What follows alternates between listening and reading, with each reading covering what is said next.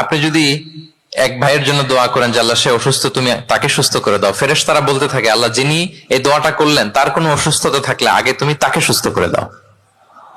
ধরেন যে আপনার এক ভাই দারিদ্রের কষাঘাতে জর্জরিত, টাকা পয়সা না, আপনি দোয়া করলেন যে আল্লাহ আমার ভাইটা আর্থিক সমস্যায় আছে, তার আর্থিক সমস্যা দূর করে দাও।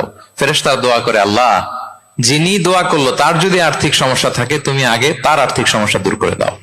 সুবহানাল্লাহ সুবহানাল্লাহ বিহামদি।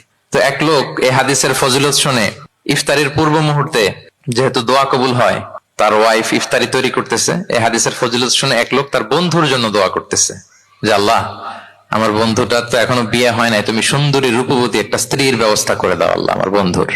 এই দোয়া শুনে তার স্ত্রী তো রেগে মেগে আগুন, সেই ইফতারি টিফতারি রেখে দিয়ে এসে বলে এই এত বড় সাহস, কি দোয়া করো এসব উল্টা পাল্টা। স্বামী বলে কি দোয়া উল্টা পাল্টা, কি দোয়া করলাম, আমি তোমার বন্ধুর জন্য দোয়া করছি যে আল্লাহ তারে তুমি রূপবতী সুন্দরী স্ত্রীর ব্যবস্থা করে দাও। তো ওয়াইফ বলে এই তুমি কি মনে করছো আমি হাদিসটা জানি না যে অন্যের জন্য ভালো কোনো দোয়া করলে আগে এটা নিজের জন্য কবুল হয়? সুবহানাল্লাহ। দেখেন ইসলামের বিধান কত সুন্দর। আপনি অন্যের কল্যাণ কামনা করলে এটা এই কল্যাণ ফিরে আপনার দিকে আসে আগে। সুবহানাল্লাহ।